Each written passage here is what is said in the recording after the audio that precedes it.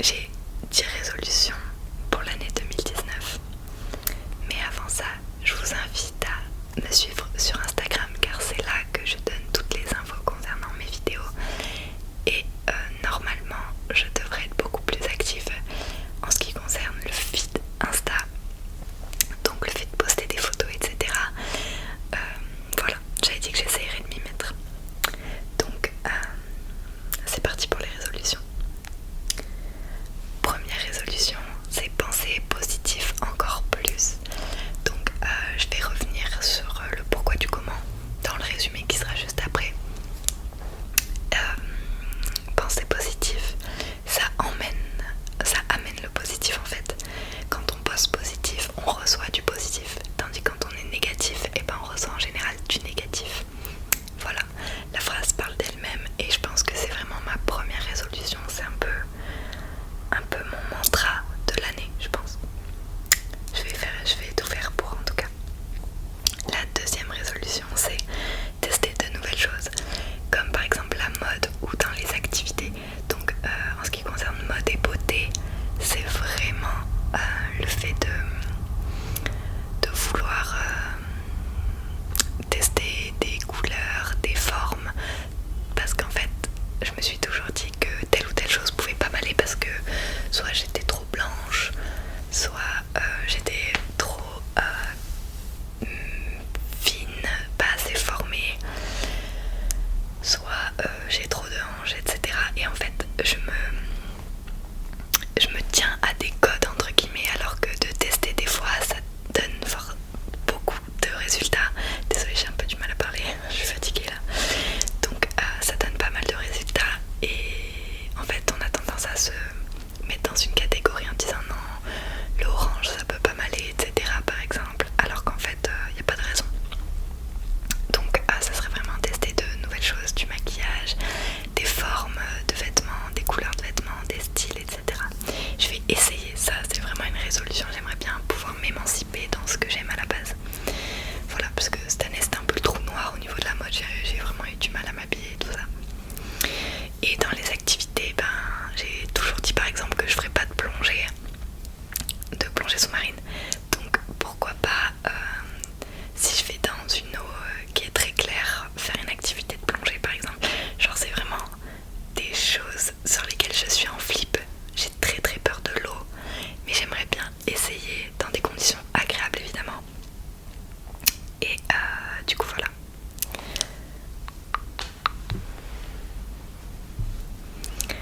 Et aussi faire de l'agrobranche parce que je sais que j'ai peur de la hauteur, enfin je suis un peu une peureuse, un peu une trouillarde, donc j'aimerais vraiment tester plusieurs activités, des choses que j'aurais pas trop fait mais qu'il faudrait peut-être que j'essaie avant de dire j'aime pas ou j'ai peur ou des choses comme ça. La troisième résolution, c'est bosser mon feed Insta. Donc c'est vraiment un petit clin d'œil par rapport à vous parce que je sais que vous êtes quand même nombreux à me suivre. J'ai 4100 et quelques abonnés, presque 4200 je crois. Et alors pour certains c'est peu et pour d'autres c'est beaucoup. Moi quand j'ai commencé sur YouTube j'avais 470 ou 420 abonnés je crois. Et aujourd'hui j'en ai plus de 4000 de plus. Non, plus de... J'ai du mal décidément. J'en ai beaucoup plus quoi. Donc j'aimerais vraiment bosser mon feed. Vraiment. Genre le feed, pour ceux et celles qui ne savent pas ce que c'est. Un feed Instagram, c'est... Si vous connaissez pas le mot, parce que c'est pas évident pour tout le monde. Donc attendez, parce que là je sais vraiment plus faire les focus et tout ça. Je sais pas si ça capte. En gros, un feed, c'est ça. C'est votre page, tout simplement. Donc voilà, j'aimerais... La lumière, s'il te plaît, remets-toi. Donc voilà, j'aimerais vraiment pouvoir poser mon feed Insta avec des thèmes, des couleurs, des posts, des posts, de la mode, du voyage, de la nourriture, etc. Donc à essayer, franchement. Cette année, je verrai si j'y arrive.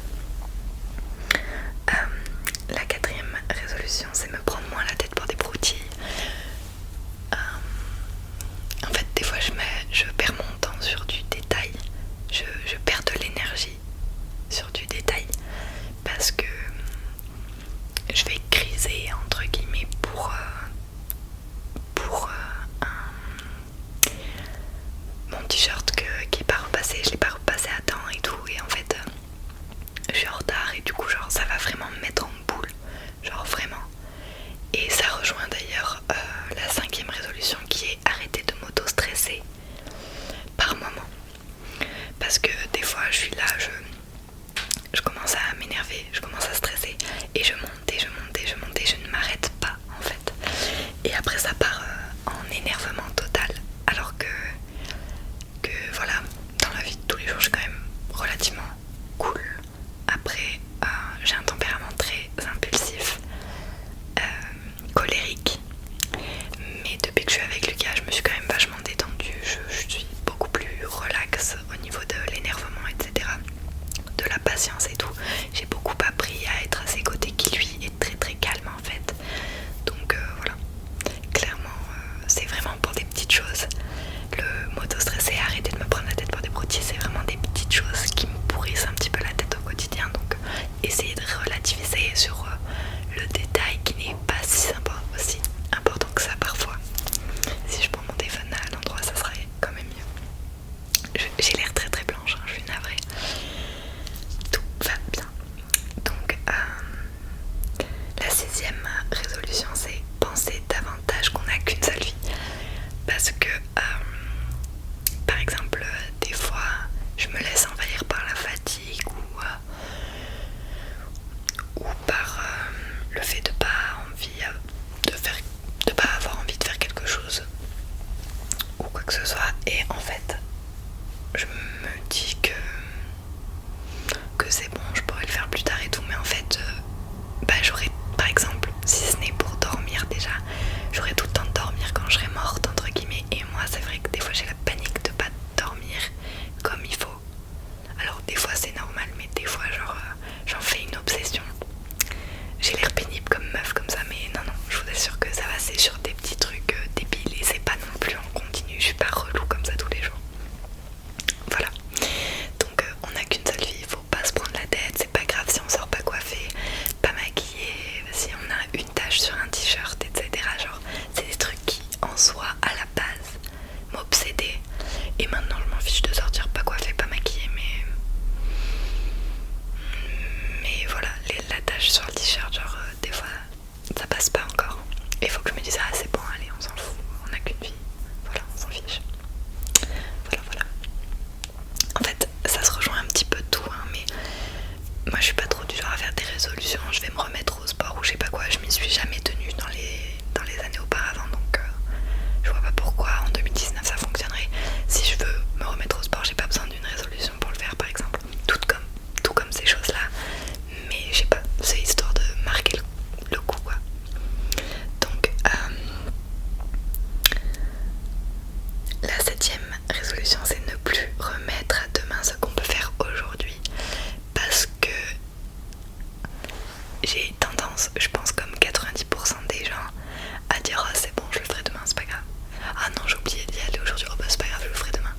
Et en fait, pour vous donner un exemple, mon abonnement Freebox, j'aurais dû l'arrêter quand j'ai pris la Livebox de chez Orange. Je l'ai prise en juillet et mon abonnement Free, je ne l'ai toujours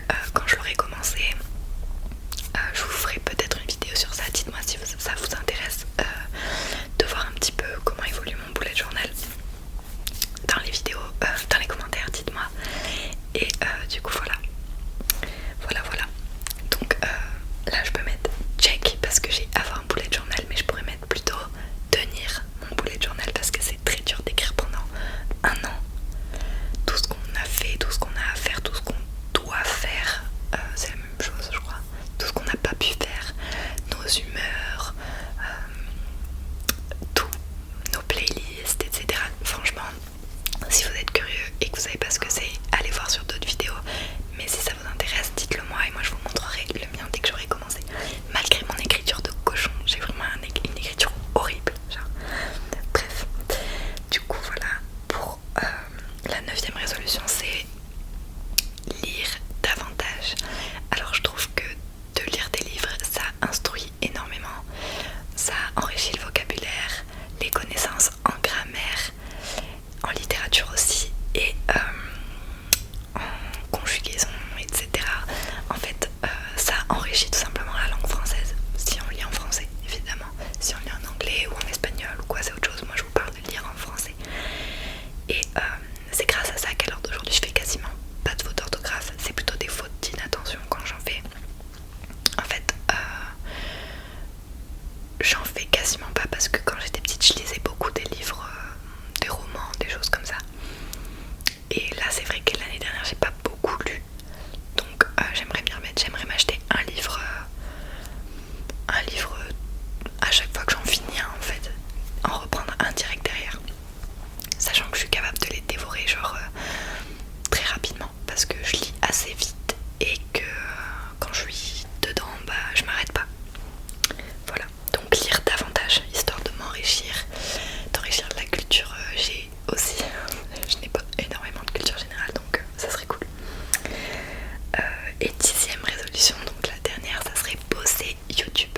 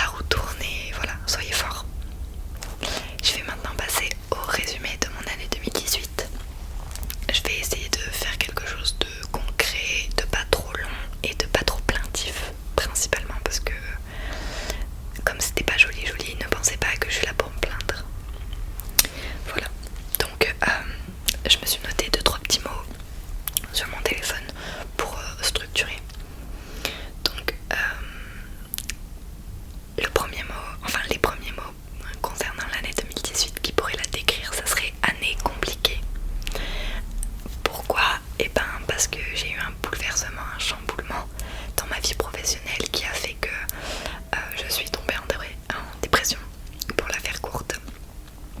Et voilà, donc je pense pas que tout le monde s'en doutait, mais oui, j'ai passé l'année 2018 en dépression.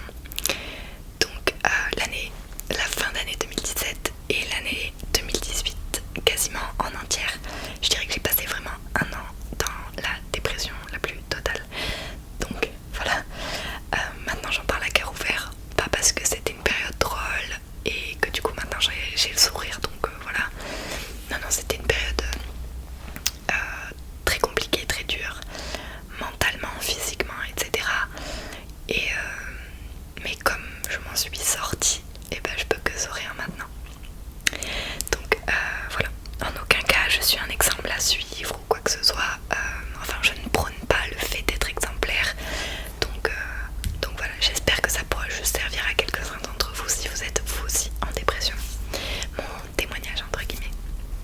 Donc je vais pas rentrer dans les détails comme c'est professionnel, je voudrais pas attirer des ennuis à qui que ce soit, ni même à moi-même, parce que ça pourrait se retourner contre moi. Voilà, c'est juste que ça s'est pas très bien passé. Et puis il n'y a pas eu que le professionnel aussi, il y a eu tout un côté personnel, et pareil, je rentrerai pas dans le débat si ce n'est pour 2-3 petites choses, je vous dirai juste après. Donc je suis tombée en dépression, je dirais au mois de novembre 2017. J'ai commencé à aller mal au mois d'octobre 2017, mais je crois que j'ai plongé dans la dépression au mois de novembre 2017. Et je pensais m'en être sortie vers mai, parce qu'en fait je savais pas que c'était une dépression, donc je pensais m'en être sortie vers mai. Et en fait en septembre, donc en mai 2018, je vais vous faire une sorte de... C'est moi, je vais le faire à moi-même parce que je sais pas encore bien faire les montages. Donc en gros, je suis tombée en dépression en novembre 2017 jusqu'à mai 2018. Je pensais que ça allait vraiment pas. Ensuite en mai, je pensais que ça allait bien jusqu'à septembre ou octobre 2018. Donc quasiment un an après, je me suis rendu compte que j'allais mal. Et ça fait depuis novembre que tout va bien. En fait, je me suis ressentie mal pendant... Je me suis vraiment ressentie vraiment mal pendant un mois, de octobre à novembre 2018. Mais de mai à octobre, je me sentais quand même mal, mais j'avais l'impression que ça allait mieux. Voilà, pour expliquer le topo.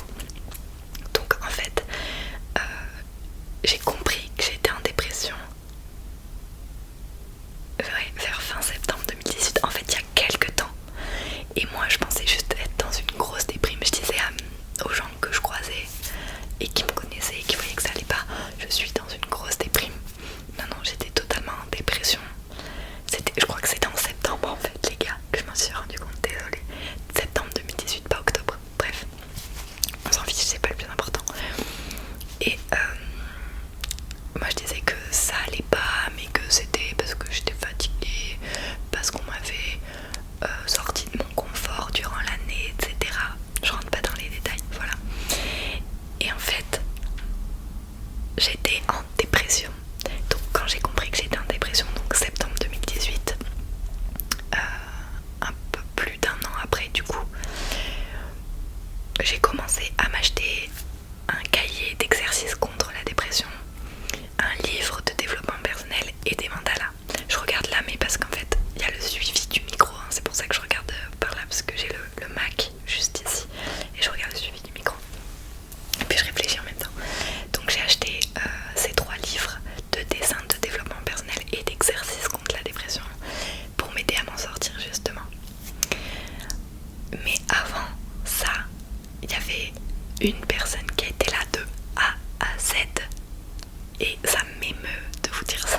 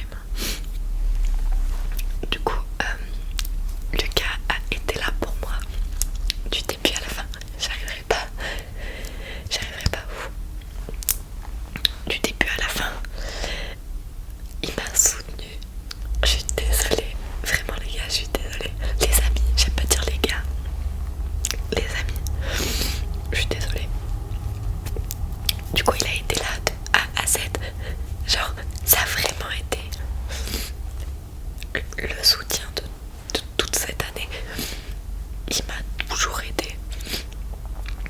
Il m'a prêté son épaule pour que je puisse m'appuyer et puis pleurer.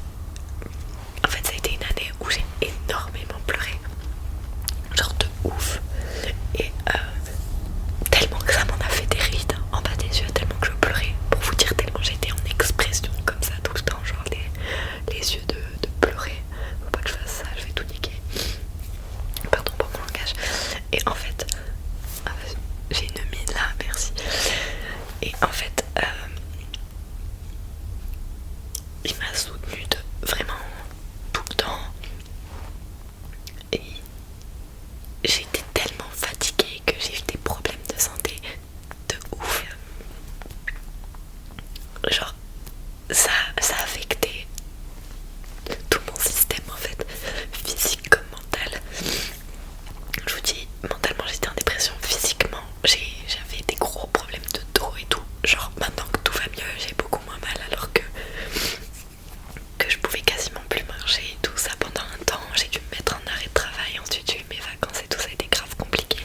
Et je pleure là, pas parce que je fais mal, mais parce que je suis émue de tout ce qui s'est passé durant l'année et que je suis contente de laisser, mais tellement contente de laisser cette année derrière moi. En fait, je pleure parce que je pleure aussi parce que ça m'a énormément peiné de plus pouvoir faire de vidéos sur YouTube, de plus pouvoir vous détendre toutes les semaines, et ça me peine encore à l'heure d'aujourd'hui de pas avoir pu filmer une vidéo par semaine comme je voulais le faire toute l'année 2018. Du coup voilà, c'est pour ça que je pleure, parce que je suis à la fois triste de ce qui s'est passé et aussi parce que c'est un soulagement pour moi de pouvoir prendre un nouveau départ. Et je compte beaucoup sur cette année, je compte beaucoup sur moi, sur mon couple, sur vous, et voilà, j'espère qu'on va tous kiffer l'année. Bref, je vais pas m'attarder sur ça, j'ai fait que pleurer. Donc ensuite je voulais vous dire que l'ASMR m'a beaucoup aidé. Bon, je l'ai pas lu là, mais j'ai complètement zappé, alors que c'est évident. L'ASMR ça m'a aidé de ouf, parce qu'en fait je suis heureuse d'avoir pu avoir des nuits complètes. Si j'avais pas eu mes nuits, mais je sais même pas où je serais à l'heure d'aujourd'hui, parce que la fatigue, quand déjà t'es fatigué alors que tu dors 9 heures d'affilée, et bah si j'avais dormi que 5 heures par nuit, je sais pas comment j'aurais fait. J'aurais sûrement dépassé tout ça, mais ouais, je sais pas dans quel état je serais sortie quoi. Donc l'ASMR ça m'a beaucoup aidé et je suis tellement contente de pouvoir vous aider également, vraiment beaucoup.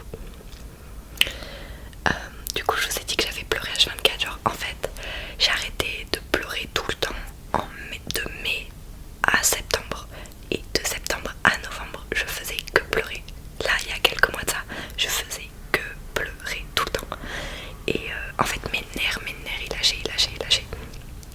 Et du coup je pleurais, et en fait je me suis remise en question personnellement, professionnellement. Je me demandais s'il fallait pas que j'arrête mon travail et que je me remette à l'école. Et ensuite je me suis dit qu'autant je me remettrais pas à l'école, mais que j'allais changer de travail, me reconvertir dans une formation X ou Y. Et je fais des gros yeux comme ça parce que je me dis, mais j'adore mon travail, j'ai envie d'être adjointe de magasin, j'ai peut-être l'occasion de passer une formation au sein de mon groupe de magasins, et j'allais tout plaquer quoi, parce que je savais plus ce que je valais, j'avais peur, j'étais incertaine. Et c'est là que je dis que Lucas il a joué un rôle phare, c'est parce qu'il m'a toujours montré la ligne droite. Il m'a dit, toi t'es parti de là, t'as fait ça, et regarde jusqu'où tu peux aller. Et en fait il m'a pas dit t'as fait ça, il m'a vraiment montré le droit chemin en fait. Et je lui en serai éternellement reconnaissante.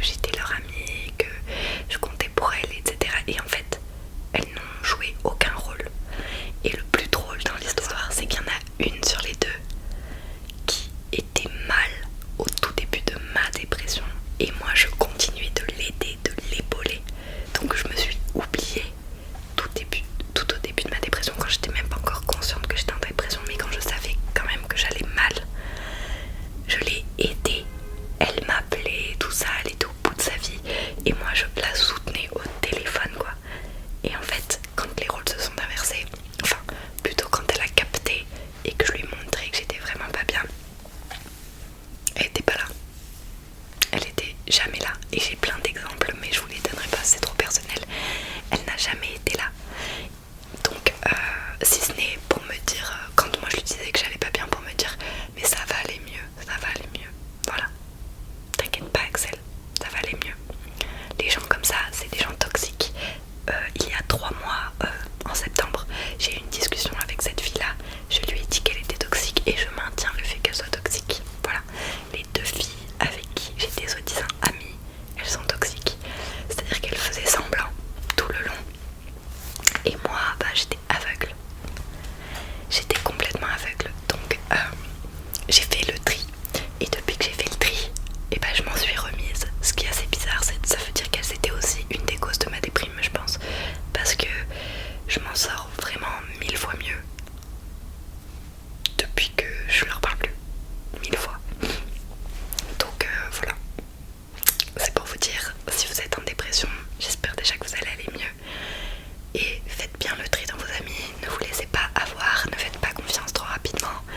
Moi je dis toujours, hein, trahis-moi une fois, honte à toi, trahis-moi 2 fois, honte à moi. Ça veut dire que j'étais assez stupide pour te refaire confiance une 2e fois. Voilà, c'est ce qui s'est passé avec les 2 en plus. Parce que les 2 derniers points que j'aimerais aborder, je sais, désolé, la vidéo va être peut-être un petit peu longue, surtout au niveau du résumé. Les 2 points que j'aimerais aborder, c'est savoir rebondir. Et ça rejoint aussi le fait de dire le positif attire le positif, jamais baisser les bras, toujours prendre les obstacles et les chutes pour des expériences bénéfiques dans l'accomplissement personnel et le développement personnel. Donc pour m'expliquer, en gros, ne jamais baisser les bras, jamais. Parce qu'en fait c'est pas parce que ça va pas aujourd'hui que ça peut pas aller demain. Soyez positif, vous verrez que le positif il arrivera tout seul, parce que quand on est négatif, on patauge dans le négatif, on voit des gens négatifs, vous voyez. Moi j'étais mal, j'attirais des personnes mauvaises. Maintenant que je vais bien, et ben je me régale dans ma vie. Alors j'ai pas beaucoup plus d'amis, mais clairement les amis pour moi ils sont là et je sais qui c'est. Voilà, c'est tout. Les 5 doigts de la main, les 5 doigts. Franchement je connais pas des gens, hormis vraiment des groupes de copines ou de copains qui durent depuis des années, où les gens sont 10 ou 15, mais moi à l'heure d'aujourd'hui il n'y en aura jamais plus que 5. Voilà. Et oui, c'est pas parce qu'on chute qu'on peut pas se relever en fait. Clairement, au contraire, si vous vous estimez ne pas être vaincu, bah alors c'est que vous l'êtes pas quoi. Tout est dans la force mentale, mais c'est savoir prendre confiance en soi, c'est vous faire aider par des professionnels de la santé mentale, etc. C'est aussi bouquiner, lire des livres sur le développement personnel. Alors après attention, je veux pas être une hippie, j'ai rien contre les hippies, hein, mais une hippie qui va dire peace les gars, lisez des livres et puis allongez-vous dans les feuilles ou je sais pas quoi, les fleurs machin. Non, juste les livres ça peut aider, le coloriage ça peut aider.